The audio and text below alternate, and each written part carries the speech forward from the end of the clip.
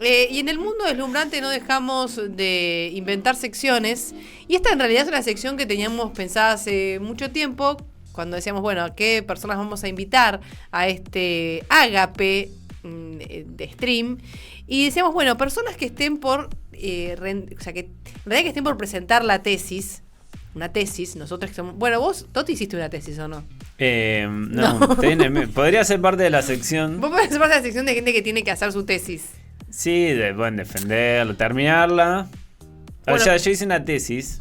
Lo cuento una vez y no lo cuento nunca más. Yo hice una tesis que no pasó. ¿Qué importaba, boludo? Aparte no lo cuento más, Poné a grabar. Graben porque esto... poné el VHS, vieja. Tengo que hacer 2 tesis. ¿2 tesis tenés que hacer? ¿Por qué hiciste 2 una carreras? Una de grado y una de una diplomatura. Ay, qué elegancia el diplomado. Sí, no tengo nada porque... O sea, tengo otros títulos, pero porque no de hiciste esos. nunca la tesis.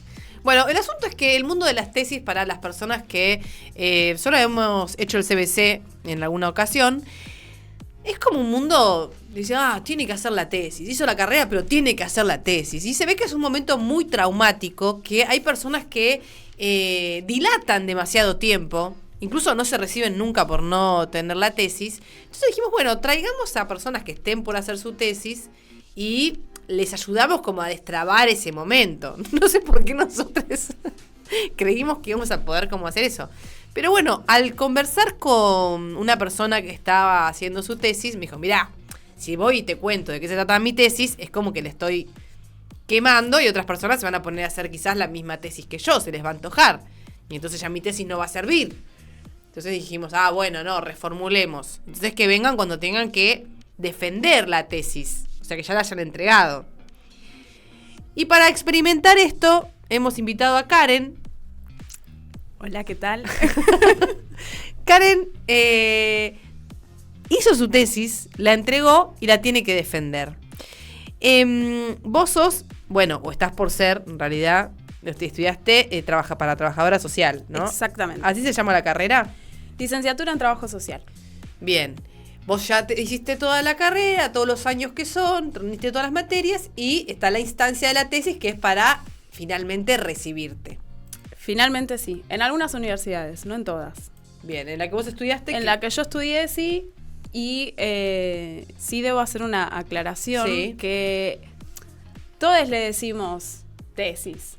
Porque es como ustedes decían, es una situación medio traumática, es una cosa muy importante.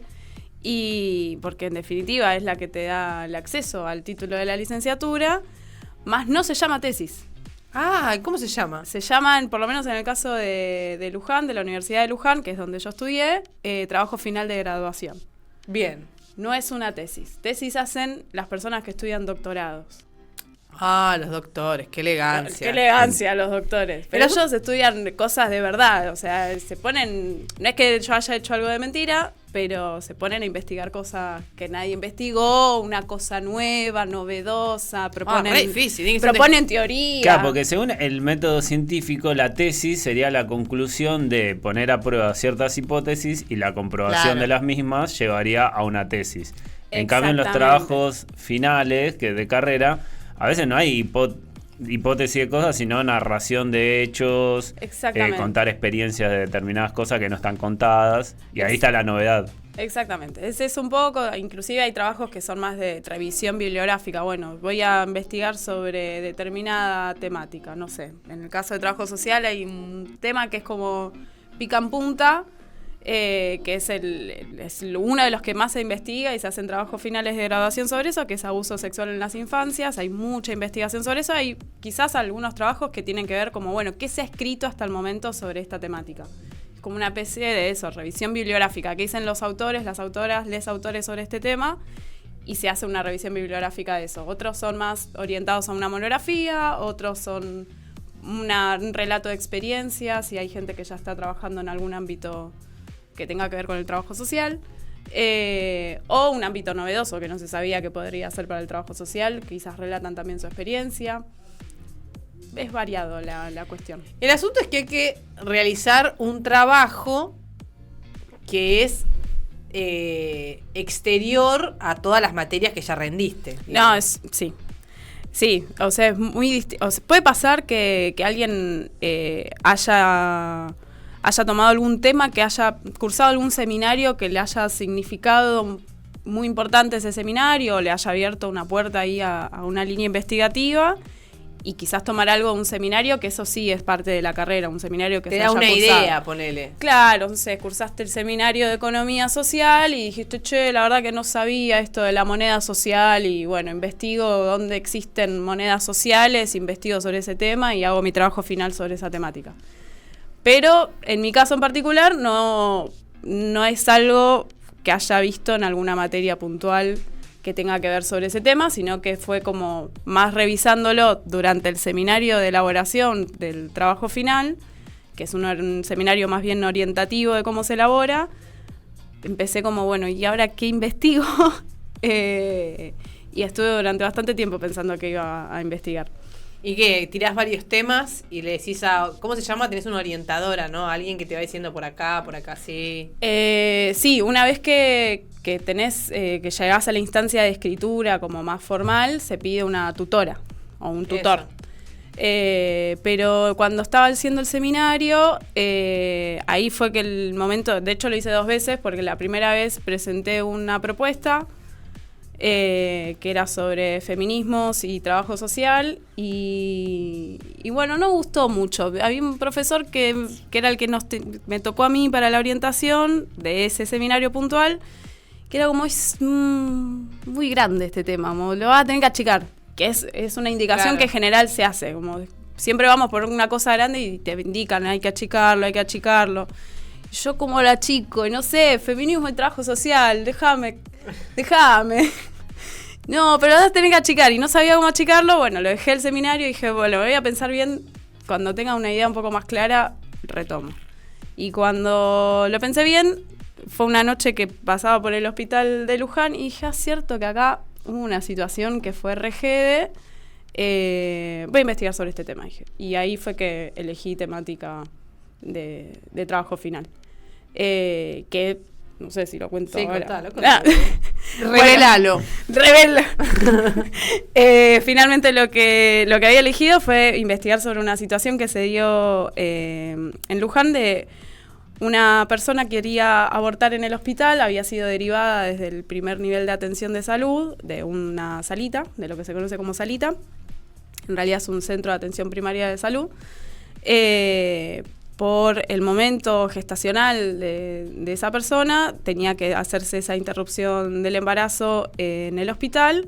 Todavía no había aborto legal en ese momento, y fue bastante duro porque el hospital no lo quería hacer, pero tampoco emitía ningún comunicado formal que diga que no lo iban a hacer, y dilataban el tiempo, este embarazo no deseado continuaba. Y bueno, debido a la movilización feminista que hubo en el partido de Luján, se logró que el hospital formalmente dé un comunicado que no iban a realizar esa interrupción y pueda derivarse esa persona a la región sanitaria que corresponde al lugar y pueda abortar en otro hospital. Eso es como sintéticamente. En realidad no es que iba a ser ilegal el aborto, o sea, no existía la ley que existe ahora de interrupción legal del embarazo, sí existía el fallo FAL de la Corte Suprema, que amparaba ciertas situaciones en las que se debían hacer aborto de manera segura. Exactamente, sí, de hecho ella se encontraba enmarcada en las causales que contemplaba el Código Penal, y de hecho también la médica que había realizado la derivación al hospital estaba cumpliendo con todos los pasos que indicaban los protocolos nacional, en principio el nacional. El provincial, justamente a medida que iba investigando, el provincial era bastante corto, por así decirlo, o sea, no tenía tan establecido la relación entre los centros de atención primaria de la salud con los hospitales, cómo se debían realizar esas derivaciones, y un poco se atajaron de eso desde el hospital como para justificar que al principio decían, bueno, no, pero no sabemos bien si esta derivación está bien hecha o qué, y después en realidad estaba así, muy bien hecha la derivación, pero bueno, había un montón de médicos objetores, trabajadores profesionales del hospital objetores de conciencia. Y bueno, sucedieron otras situaciones también, pero básicamente hubo un momento en el que el hospital dijo, ¿qué pasa acá? Como que todo el tiempo vienen mujeres a abortar de la mano de médicos del primer nivel de atención. Y cuando llegó el caso de esta persona, que se utilizó el nombre de Minerva para cuidar su identidad, cuando llegó el caso de Minerva fue como que ahí hicieron un parate y de, bueno, paren un poco y revisar qué iban a hacer. Y dilataron, finalmente se negaron. Pero sí, se encontraban paradas con el protocolo y sí, las guías y el código penal vigente en ese momento. Y de ese caso puntual es que a vos te surge la idea de ver cómo había sido o sea, cómo se llega a una construcción en donde entiendo que ahora en el hospital, o sea, hacen abortos, porque es legal. No sé si estarán haciendo, no hice una comparativa con la situación actual porque era... Claro, 2017 a 2020, ese es el tiempo que se apruebe, digamos, la interrupción legal del embarazo, que fue en diciembre del 2020. Exactamente. Mientras pasó también que mientras yo había preparado el proyecto de investigación, lo había mandado a la universidad y demás, en el medio se aprueba la ley y fue como, se modificó un montón la situación porque ahora hay una ley. Claro. Pero entonces por eso decidí como acotarlo a desde que sucede esa situación de Minerva hasta diciembre de 2020, porque la situación de Minerva abrió la puerta a que se tengan que sentar desde el hospital hasta Secretaría de Salud del municipio, con también trabajadores del primer nivel de atención, a pensar cómo iban a ser los protocolos de derivación entre el primer y el segundo nivel. Se llaman así los niveles de atención, dependiendo de la especificidad y profundidad de atención de la salud que tenga cada nivel. Pero llevó a que, bueno, se tengan que sentar a conversar, claro. Bueno, cómo van a ser ahora las derivaciones, porque evidentemente sucedían y fue como ponerle sobre la cara al municipio y al hospital de que evidentemente las personas estaban abortando en Luján en el marco de lo que estaba establecido en el Código Penal y que eso requería no solamente la buena onda de un par de profesionales que por ahí sí accedían o no accedían, sino que eso tenía que seguir una serie de protocolos para poder garantizar derechos. Hoy en día no sé cómo es la situación, porque esa parte yo no la investigué. Deseo que el hospital esté adhiriendo a la ley nacional y que estén realizando interrupciones. Pero en ese periodo que vos investigaste, digamos, este caso entiendo que hay una ruptura que hace que tengan que empezar a hacerse cargo de esa situación que está aconteciendo. Sí. Y empiezan a hacer, digo, en esos años, esos 3 años que vos investigás, hay un crecimiento. Sí, de hecho establecieron como una especie de mesa en donde se reunían con profesionales de atención primaria de la salud y por lo menos la persona que yo había entrevistado para la tesis, lo que decía era que desde el hospital aprendieron mucho de los profesionales y las profesionales del primer nivel de atención, porque eran quienes desde la militancia inclusive venían sosteniendo la atención de las ILES.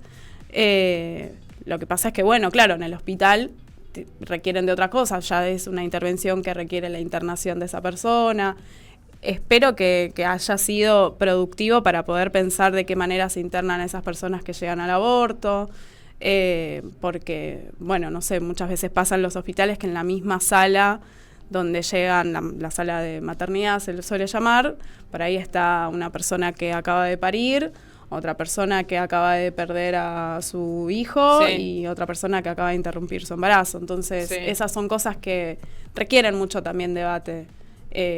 Porque no es el mismo el impacto que genera poder estar recuperándose de esas diferentes situaciones en soledad o quizás con otras personas que hayan pasado una situación similar, que todo ese menjunje de diferentes situaciones y que a todas las posiciona en un lugar distinto. Sí, son como también un montón de conversaciones y de situaciones a resolver que quizás antes no eran tan expuestas. Uh-huh. Hay muchos casos que, por ejemplo, de personas que han perdido o que se le murió el feto estando gestándolo, que sé yo, y están al lado de unas con la panza súper tensa que están por parir, digo, y como esas situaciones, digo, bueno, como es una sala de maternidad, bueno, van todas ahí, ¿no? Claro, va toda persona que esté a punto de parir o que haya pasado por un evento obstétrico, se le llama, van todas a la misma sala, todas las mismas personas ahí, y la verdad es que eso no contempla la cuestión más, no solo social, sino también psicológica de esas personas, y no hay una mirada de la salud integral. Pero bueno, eso también no tiene que ver solamente con el aborto específicamente o con las interrupciones de embarazo, sino que tiene que ver con la salud en general. Hay como una intención de llegar a una atención integral a la salud, pero cuesta un montón. Hay como una mirada muy médica, muy del modelo médico hegemónico, y bueno, listo, directamente estas personas tuvieron un evento obstétrico, van todas a esta sala, fin, como una cosa medio de fabriquita. Sí, de rebaño. Sí, ¿no? Sí.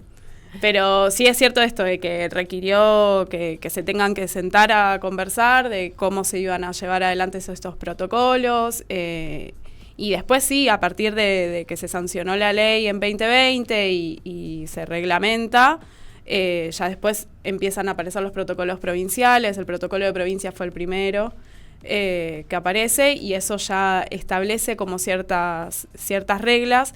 De hecho, a medida que va pasando el tiempo, y algo que yo había notado leyendo las diferentes actualizaciones de los protocolos, el de 2015, que es el que estaba vigente en el momento que sucede la situación de Minerva, no había ninguna aclaración sobre de qué manera se realizaban las derivaciones tampoco del primer nivel al segundo nivel. Sí se establecía un flujograma donde se dejaba como por sabido de que si no se podía hacer la atención en el primer nivel, bueno, había que hacer una derivación al segundo nivel.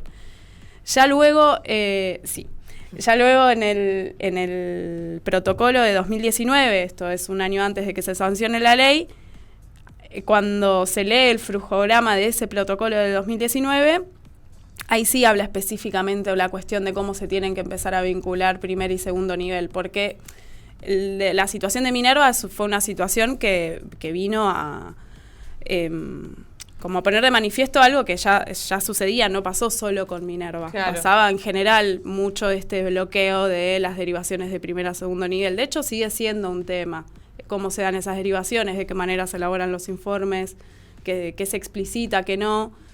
Hoy en día sigue pasando cuando son para interrupciones de embarazo, que ya tienen que ser una ILE en el marco de si están por fuera de las primeras 12, 13 semanas de gestación. Entonces, bueno, hay que como pulir bien cómo se justifica esa derivación a ese segundo nivel de atención para que efectivamente la atiendan, estén en el marco de una ILE y puedan realizar las interrupciones. Claro, porque además los tiempos de la interrupción de un embarazo son cortos, ¿no? Entonces ahí hay como un lugar que no hay tanto lugar para la burocracia, ¿no? Y las vueltas. Sí. Se pone en riesgo la vida. Sí, sobre todo porque parten de un principio como si todas las personas yo digo, lo tomo de una filósofa, que ahora no me acuerdo el nombre, es una filósofa argentina, Danila, pero no me acuerdo su apellido, pero ella habla de personas con capacidad de abortar, y lo tomo lo hago propio, pero se espera como que todas las personas con capacidad de abortar o con útero y capacidad de gestar, como que todas fuéramos exactamente iguales. Claro. Entonces, todas de repente un día nos damos cuenta que dejamos de menstruar, entonces nos hacemos un test de embarazo y sabemos de cuántas semanas estamos embarazadas en el caso de que haya habido una gestación. Bueno, no sucede así. Hay personas que por ahí van pasando las semanas y siguen teniendo menstruaciones o alguna pérdida de sangre y no logran identificar de qué se trata. No siempre tienen un acceso a la salud integral y a la atención de eso, entonces tampoco lo logran identificar por sí solas, y de repente, bueno, pasan las semanas y ya están en la semana 10 y se enteraron que estaban gestando y tienen 3 semanas para resolver todo el asunto. Y hay que ver en qué condiciones se da ese embarazo, si es una gestación ectópica o no. diferentes cuestiones que requieren de ver si puede hacerlo de manera ambulatoria o no, y después si en los hospitales hay lugar para esa internación, si la pueden atender, si se puede hacer esa interrupción en el hospital. Bueno, es todo un tema. Es un tema muy grande. Y vos con este trabajo final, ahora cuando tengas que hacer la defensa, se llama, tenés que justificar por qué es necesario o interesante leer el trabajo que hiciste. ¿Por dónde va la justificación? O sea, ¿cómo se defiende? Yo me imagino mucho siendo Marge al momento de ir a defender, porque no sé bien cómo es la defensa. ¿No se chusmean entre ustedes? Me pasa que en mi caso particular yo nunca asistí a ninguna defensa de trabajo final. Entonces no sé cómo es. La mía va a ser la primera a la que asista. Entonces no sé cómo es. Ayer mi tutora me explicaba como más o menos un poco los momentos, el momento de la presentación, después otro momento de preguntas del jurado y después la instancia ya de la devolución en donde ponen la nota, el trabajo y demás. Ok, tengo como en claro son esos momentos. Después hablé con un amigo que él estudió licenciatura en Historia y se recibió licenciado en Historia y también más o menos me contó un poco lo mismo, pero después, ¿qué decir? No lo sé. Ayer mi tutora me decía, bueno, tu trabajo ya lo leyeron, no tenés que ir a presentar una síntesis de tu trabajo porque ya lo saben, ya está. Y yo bueno, ¿y qué hago? Y bueno, no sé, yo pensaría más en hacer una síntesis de tu carrera como estudiante. Y ella también me planteaba algo de bueno, yo fui estudiante de la carrera de Trabajo Social, pero también milité en el feminismo, milité en el Centro de Estudiantes de la universidad también. Laburo ya hace un tiempo en el ámbito social. Entonces, bueno, hay como una combinación ahí de aspectos que al final... hablaba con mis amigos, me decían, bueno, es más que nada como una presentación casi biográfica de por qué estudiaste la carrera, por qué elegiste esta temática para investigar, como que hay medio que presentar muchas cosas. ¡Ya, apruébenme, malditos, que quiero mi maldito título! ¡Denme mi matrícula! ¡Denme mi matrícula! ¡Denme mi matrícula! Sí, yo ayer mientras Lala me explicaba todas estas cosas, Lala es mi tutora, yo en un momento me largué a llorar porque es muy emotivo. Yo empecé la carrera hace muchos años, la dejé, volví, medio me enojo, medio vuelvo, y estoy ahí como ida y vuelta todo el tiempo y fue como, uy, es un montón de data. Decía como, no sé qué voy a hacer con esto.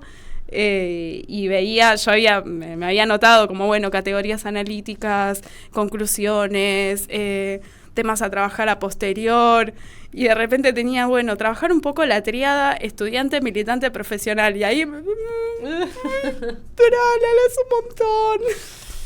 Y claro. Fue un momento emotivo ayer, pero bueno, también fue como la cosa de, bueno, efectivamente me cae la ficha de que la defensa es el momento donde se culmina ya por lo menos esta etapa de la carrera de grado. ¿Y cómo es la investigación? Una vez que vos tenés el tema definido, decís, bueno, tengo el tema, ¿y ahora qué hago? ¿A dónde empezaste a ir? ¿Qué empezaste a entrevistar, a escribir cosas que vos pensabas, buscar? ¿Cómo es ese proceso a nivel estructural para llegar al material, que es un material escrito, ¿no? Escrito, sí, es un trabajo escrito. Fue muy complejo. Yo inicialmente no... Me pasó que... Creo que un poco nos pasa a varias, yo por lo que vengo charlando con amigas y compañeras que también están escribiendo sus trabajos finales, estamos todas como, bueno, evidentemente estamos haciendo el trabajo final, o sea, como esa cosa de los finales, termina algo. Y eso nos pone en una instancia bastante de nervios. Al principio me pasó, era como, me olvidé todo lo que estudié en metodología de investigación, ya no me acuerdo qué es esto. Pero inicialmente yo empecé como leyendo autoras que trabajen sobre el tema. Empecé investigando como cuestiones más generales de, bueno, yo voy a laburar con una temática que tiene que ver con la política pública, entonces necesito como leer sobre qué son las políticas públicas, qué es el Estado, cómo se elaboran esas políticas. Quiero incluir la perspectiva de análisis y crítica hacia el sistema capitalista y patriarcal. Tomé autoras de los feminismos que laburan esa temática, empecé a leerlas, como un poco a embeberme de la teoría, que en definitiva es leer el marco teórico, es armar el marco teórico desde el cual una se posiciona para escribir. Y después, pasó que aprobaron la ley y ahí fue como, ok, esto lo tengo que reformular. Y al final lo que hice ahí al momento de reformular fue pensar, quiénes iba a entrevistar de los sistemas de salud, de los 2 niveles, y pensar esas entrevistas. Primero armé las preguntas, tuve las entrevistas, las desgrabé, y cuando las desgrabé y las empecé a leer, empecé a anotarme algunas cosas de, a esto me resuena que lo puedo pensar relacionándolo con la ley actual o con los protocolos vigentes del momento, o esto fue distinto de lo que me dijo la otra persona entrevistada. Entonces, como empezar a hacer relaciones ahí en algunas cosas. Y fue medio un desorden, nunca fui como en hilo de voy por acá primero, después voy para allá y después hago otra cosa, sino como iba haciendo un poquito. En el medio cursé un seminario de aborto que dan en la UBA, como también para estar como más en tema y actualizada con esa situación. Después empecé a armar los capítulos y ahí cuando empecé a armar los capítulos me agarraba pánico cada vez que abría el documento, porque primero era la hoja en blanco y no saber cómo empezar.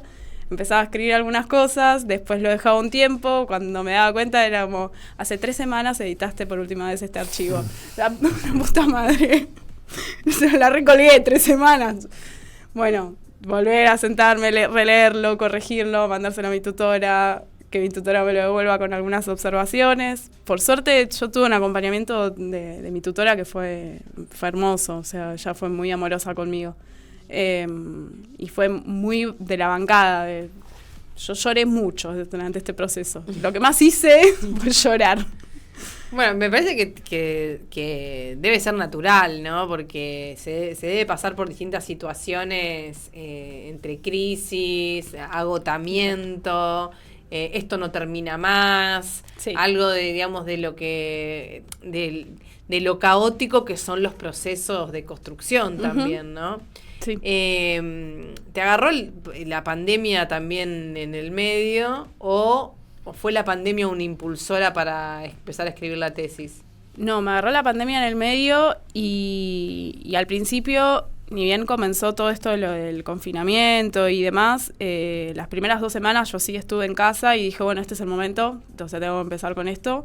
Voy a aprovechar estar acá y leer y demás. Es como que decidís empezar, o que ya tenés el tema de trabajo, como que siempre está acá atrás, tipo, acuérdate que un poco tienes que escribir. Algo que tienes que... no se te ocurrió ninguna idea hoy. Y tenés un tiempo. Terminaste el seminario el año pasado, tenés que... 5 meses, ¿no? Tenés 5 cuatrimestres para poder presentar el proyecto y comenzar a escribir. Sí, sucede todo eso. O te estás abriendo una birra y... Ay, no estoy haciendo tesis. ¿Qué estoy haciendo con mi vida? ¿Qué clase de profesional soy? Sí, entonces pasó un poco eso, pero después también me pasó que yo ya estaba laburando, yo trabajo en el Consejo de Derechos de Niños, Niñas y Adolescentes y acá en Cava, y al principio estuvimos confinados, pero después de repente, hay que laburar presencialmente. Y laburar presencialmente con un discurso permanente en todos lados, que era como salís y tocas a alguien y lo podés matar, sí. Fue un colapso mental. Entré en colapso y no pude. Era sentarme en mi casa y estar más pensando en si no habré matado a alguien porque respiré, claro, que en estoy tranquila y puedo leer a Federici hablar del patriarcado. Sí, porque es un trabajo muy en territorio el que vos haces. Sí. Sí, es territorial. Es territorial y en ese momento además era como con unas condiciones horrendas de trabajo y nada, era volver a casa y estar muy nerviosa con ese tema. Estuve mucho laburando en terapia, lo que me sucedía con laburar en territorio, en pandemia. Yo creo que a la mayoría de quienes laburamos presencialmente nos habrá pasado. Claro. Pero en mi caso, cuando arrancó, dije, bueno, este es mi momento, voy a hacer la tesis. Pues no, mi ciela. No sucedió. Pues no, mi ciela. No y ahí sucedió. hubo una interrupción que hizo que te perdieras, qué sé yo, esas fechas de las que hablas. Sí, ahí pasaron los Hay cuatrimestres. instancias, digamos, igual. Sí, hay instancias. O sea, ni bien terminás el seminario, tenés un tiempo para poder pedir el tutor, y una vez que lo pedís, tenés también otro tiempo, porque vos presentás un plan de trabajo, y es según el plan de trabajo que una presentó. Me pasó este año que en marzo, yo calculaba que para marzo de este año la iba a entregar, y cuando reviso bien los tiempos, ya había hecho un plan de trabajo que para octubre del año pasado la iba a tener terminada. Y tipo, al hablar a mi tutora, digo, che, Lara, yo había dicho que esto, me parece que me pasé de tiempo, voy a tener que hacer algo. Y desde la coordinación de la carrera me responden como, sí, mamá, tenés que pedir una prórroga, corazón. Me habías dicho que lo entregabas en una fecha y no lo entregaste. Así que pedí una prórroga y me la dieron. Tenía tiempo hasta septiembre de este año para entregarla. En mayo de este año la mandé. ¿Y estás contenta con lo que hiciste? ¿Estás conforme? ¿Crees que aporta al campo? ¿Crees yo soy muy mala conmigo misma y yo creo que le falta. Pero... Pedí una prórroga entonces. Otra prórroga. No, mira, no voy a defender. Che, ¿sabes qué me parece que le falta? Le falta. Pero porque yo soy mala conmigo misma. O sea, el trabajo está bien hecho. Para lo que es un trabajo de grado está bien también. Nos pasa también a varias, le pasa sobre todo a una amiga que al principio, cuando armó ella su plan de trabajo, era como, pará, esto es una tesis doctoral, ¿no? Claro. Es una es un trabajo de grado. Como No es bajemos lo mismo, un poquito. sí, claro. Solamente analizar un tema es prácticamente una monografía. Así que en ese sentido está bien. Yo estoy contenta, y ahí sí las cosas que hoy en día estoy como más, bueno, esto que faltó profundizar, o esto que quizás hubiera estado un poco mejor, bueno, no sé, un día hago una maestría y lo trabajaré ahí. Al tratarse de un laburo que tiene, digamos, un grado de relación con personas específicas, que me imagino que entrevistaste, tenés como la intención de, bueno, che, miren lo que hice con lo que conversamos, no sé si hablaste con gente de... Mira, no me quedé como mucho en relación con las personas que entrevisté. Sí quisiera compartirlo más con compañeras de militancia, sobre todo, de los feminismos. Con ellas sí, de hecho, invité a varias a que vengan a la defensa. Sí. Te invito a aburrirte a mi defensa. pero la defensa es un rato y después se van al después bar. nos iremos a tomar birra, iremos a perrear a algún lado. Pero no, sí, con mis compañeras, con quienes milité en ese momento, sí, lo quiero compartir porque la realidad es que es más un análisis del aporte que tiene la militancia a la conquista de derechos que solamente pensar los circuitos de salud, que un poco ese es el justificativo, pero en ese circuito se metió la militancia a decir, che, loco, acá se están vulnerando un montón de derechos y este circuito tiene que mejorarse. Hay algo, yo te escucho y siento que hay como una historización que vos hiciste, como un captar algo. Justo estábamos hablando hoy de esto de contar historias, ¿no? Y que lo necesario que es estar escuchando alrededor para poder hacer como una radiografía de algo que está pasando en ese momento. Claro. Y escuchándote siento que armaste como eso, como... Uy, perdón, micrófono. Que armaste como eso de ver qué estaba pasando, por qué estaba esa traba, ¿no? Y qué importante que es para la construcción de... no solamente de una identidad, sino para poder seguir avanzando, ¿no? Uh-huh. Sobre lo que está. Entonces hay algo, ¿no? Intuyo, digo, cuando vayas a defender... Lo voy a tomar. Me sirve que esto esté grabado, porque parte de estas cosas yo voy a decir, voy a pasar un fragmento ahora de un programa de radio. Claro. Vos es que, pero como lo importante ¿quién era que nos contaba un día que para, no sé, que para que las cosas pasaran a los manuales o que pasaran a ser partes que sirvieran, por ejemplo, para investigaciones, hacía falta que se escribieran notas al respecto? al respecto de temas, que se publicaran, que salgan... que haya fuentes. Claro, que haya eso, para crear las fuentes, esa es la palabra exacta. Entonces digo, nosotros podríamos desgravar esta charla que tenemos. Wikipedias, ¿cómo era? La chica sí, la chica esa era. Algo de Wikileaks. No, era como un wiki de... Sí, googleémoslo.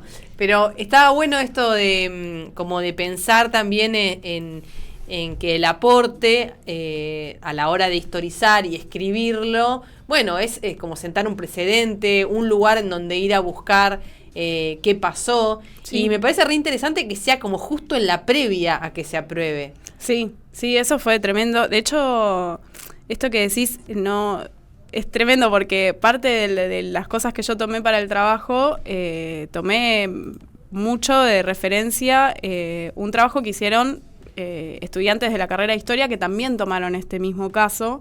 Ellos lo habían estudiado más que nada de cómo se arma agenda política alrededor de determinada temática, en este caso sobre género. Y la verdad que el trabajo que ellos tenían era genial y lo hacían desde una perspectiva histórica, justamente. Y ellos también entrevistaron a profesionales de la salud y demás. La verdad que ese trabajo a mí me sirvió mucho como un piso para poder comenzar a pensar esto. Porque es una cuestión muy histórica de qué manera hay una relación entre la formalidad estatal, la burocracia que existe en el Estado, pero también cómo los movimientos y las organizaciones sociales empiezan a organizarse, valga la redundancia, para luchar por determinados derechos o conquistas. Y ahí sí, es como yo pensaba, necesito que esto quede como asentado porque sucedió en la previa, los últimos 3 años antes de que se legalice el aborto, pero también lo pensaba como, el Código Penal existía desde 1921, pero si no había una organización social atrás, ese Código Penal nunca se podía efectivizar. Entonces también pensando en, perfecto, conquistamos la ley, tenemos una ley, pero esa ley no garantiza derechos por sí sola. Si no hay un movimiento detrás, es muy difícil lograr que haya una garantía de derechos. Entonces lo pensaba más en esa línea de, está este antecedente último, por lo menos en esta localidad, y que demuestra un poco esto de sin organización social no hay garantía de derechos. Como pensándolo más en esa línea. Sí, está bueno, claro, como la necesaria intervención de organizaciones sociales que lo hacen desde la militancia, ¿no? Desde ese lugar. Y ahí está, entonces, escrito. ¿Tiene un nombre? Tiene un nombre, se llama Aborto Legal en el Hospital. Ya me olvidé el nombre. Bueno, el nombre del trabajo. Recordamos que la persona que nos sugería que tienen que existir publicaciones para que eso pueda ser retomado a otro lado era Vic Cifro, que era la responsable del programa de cooperación y descentralización de Wikimedia Argentina y parte del equipo organizador de la conferencia Queering Wikipedia 2023. Que la podríamos volver a entrevistar a ver cómo salió todo. Sí, es verdad. Sí. Pero bueno, interesante también para, como este trabajo también de las militancias que son como muy en cosas particulares, y lo importante de esas cosas particulares o digamos o territoriales o de un sector específico primero que se replican en un montón de otros lados, y que además digamos hacen a todo eso que después es gigante, ¿no? Sí. Muy valioso tu trabajo, yo pienso que te tienen que aprobar. Y tenemos el título, ¿no? Tenemos el título, es Aborto Legal en el Hospital, luchas y resistencias en la construcción de la ILE-IBE en el partido de Luján. Bien. Se imprime. O sea, ¿con cuánto aprobás? ¿Te ponen una nota o te dicen aprobado o desaprobado? Me ponen una nota. Ya está aprobado, por si llega a la instancia de defensas porque está aprobado. Claro. Lo que no sé es la nota. Eso me entero el día de la defensa. De 4 para adelante es. Con 4 se aprueba. Esperemos que no sea un 4. No sean ratas. Póngame algo chiquito. Trabajo un montón. 9. Te juro que trabajo un montón. Sí. Claro, un 8, un 9, ya estoy contenta. Un 8, un 9. Con un 8 ya estoy contenta. No me pongan un 4 porque me siento un poco 4, frustrada. un bajón, da ganas de ir a rendirlo otra vez. ¿Conoces al jurado? Conozco el jurado, ¿Y sí. qué onda? ¿Es un jurado? No, es un jurado hermoso. Fueron 2 profesoras de la carrera. Una se llama Virginia Siede, la otra se llama Ximena López. Y creo que va a estar la coordinadora de la carrera, que a ella no tengo el agrado de conocerla. Pero tanto Virginia como Ximena fueron 2 profesoras muy, muy importantes. De hecho, Ximena me tomó un final... del final de la materia de introducción al trabajo social. Fue muy loco porque traigo esta anécdota, porque me acuerdo una de las correcciones que me hizo mi tutora fue como, che, acá podrías incluir a esta autora, Marilda Yamamoto se llama, es una autora brasileña, porque habla de la división social y sexual del trabajo. Me dice, un poco en este párrafo vos estás incluyendo un poco esta idea de ella, quizás la tomaría, no sé qué, y me remitió inmediatamente a Ximena en un final. Yo estaba rindiendo, había preparado un tema de introducción al trabajo social sobre un momento histórico del trabajo social que se llama Movimiento de Reconceptualización, y estábamos en un ping-pong que ella me preguntaba, yo respondía y yo estaba como, estoy afilada, re estoy, hasta que en un momento me dice, ¿qué dice Marilda Yamamoto sobre la división social y sexual del trabajo? Y yo como, leí todo, menos a Yamamoto, perdón. Y si hubiera diciéndome, no podés no saber, Yamamoto es la columna vertebral de esta carrera. Yo dije, no, chao, listo. O sea, desaprobé. No, finalmente aprobé. Me dijo, te voy a bajar un poco la nota, pues no podés no saber Yamamoto. Pero ella como muy amorosa de, esto es necesario porque te va a guiar para el resto de la carrera. Cuando me hace esta corrección mi tutora fue como, no, yo esto lo voy a tener que poner. O sea, yo me leí toda la producción de Yamamoto para ver cuál era la cita que iba a poner, la que iba en ese momento. Y Ximena va a estar en el jurado, Virginia también. Así que algo de Yamamoto hay que meter, ¿eh? Yo a Yamamoto, pero... Algo de Yamamoto hay que meter. Pondré una remera que diga aguante Marilda. No Yamamoto, yo me voy a anotar Yamamoto porque me parece que es la palabra clave. Yamamoto es una palabra clave, sí. Que recomiendo igual para otras profesiones de las ciencias sociales. Yamamoto. Que la lean a Marilda. Es atractivo desde ya su nombre, y la anécdota le da tiene un punch. le da ese qué sé yo, que no sé qué. Bueno, ¿hay algún ritual que se haga previo a ir a rendir? Yo estoy muy ahora... Pobres, mis amistades están todos como, che, hagamos algo, nos encontramos. Y yo tipo, esperen a que apruebe. Apruebo y hacemos jodas, reunimos lo que quieran. Convocar antes. ¿Es en vivo? Es presenciales en la universidad. Ayer hablábamos de que íbamos a tener que pedir un lugar grande, porque a veces por ahí es una oficinita chiquitita, con que entren 3-4 personas, pero suficiente. Va al club de fans de Pero Karen. Yo me llevo público. Yo dije, acá que venga público, pues esto una no se recibe. No, y hay que reservar lugar. El otro día se recibió tesis de doctor en química. Una persona que vino acá, David Leitán, que vino a hablar de litio. Sí.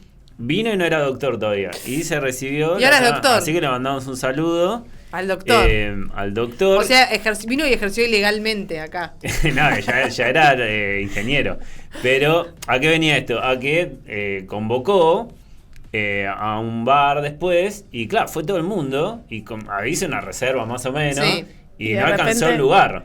Claro. Pues todo el mundo iba, caía, entonces como que hay que estar atento, porque te quieren saludar. Yo vengo hablando un poco con eso, con mis amistades. Me tocó el horario más antiobrero que me pudo haber tocado. ¿Qué horario es martes a las 13 horas. No. Y es como muy difícil convocar gente para las 13 horas. Pero podría ser un post. Entonces estoy pensando ahí 5 de la tarde, pero bueno, también es Luján. Yo tengo amistades medio que un poco en Luján, otro acá en Capital, otro por el resto de la línea del Sarmiento. Pero bueno, hay una idea ahí de querer hacer algo. Yo quisiera hacerlo dentro de la universidad. Vamos a ver qué posibilidad hay. Si no, nos vamos a un bar. Encuéntrense todos en Liniers, que le queda mitad de camino. Una comitiva que salga. Claro, caminando, ¿no? Y van caminando. Bueno, desde el lunes. La procesión para Karen, vamos a decir. Con pañuelos verdes. Claro. Que vayan caminando por Rivadavia y llegan. Claro que sí. Esto va a ser el 29 de agosto. El 29 de a agosto. las 13 horas. Bueno, esperamos un mensajito. Por favor. Apenas salgas, un videíto así, selfie. Les mando, obviamente, pero yo ya veo que ahora con esta historia del doctor, este programa es el que... Es que sí, hay que venir a este programa antes de recibirse. Te impulsa la graduación. Che, te van a hacer un marco que diga, dígame licenciada, y te van a llenar de huevo y... Mira, yo vengo pidiendo que ese cuadro no. Cuanto menos lo te lo van quiera, a hacer para me lo van a hacer igual. Más cuadro va a haber de madera. Me lo van a hacer gigante. O sea, no sé qué van a hacer. Pero yo estoy como, chicos, no, me parece re patético la situación. Después yo creo que estás tan feliz que no te importa nada. No te importa nada. No, después... Tírenme harina, huevos, a venir. Decime licenciada. ¿Te vamos a decir licenciada después? ¿O y después van a tener que decir licenciada? Sí. Vamos todavía. Entonces, la próxima vez que nos veamos probablemente... ya voy a ser una persona con título de grado. Claro. Voy a andar con el título pegado acá para todos lados. Ahora, después de tantos años. Y sí, hay que ostentarlo, totalmente. Claro. Gracias, Karen, por venir a compartirnos tu experiencia, contarnos cómo es hacer un trabajo de grado. Y bueno, espero que te sientas bien, que te hayas pasado un lindo rato con nosotros. Me encantó, estuvo hermoso. Muchísimas gracias por haberme invitado. Y nada, yo posta, esto es como una previa, me parece muy linda. Uso y recomiendo que vengan a hablar sobre sus trabajos finales aquí al mundo deslumbrante. Bueno, entonces usa y recomienda el mundo deslumbrante.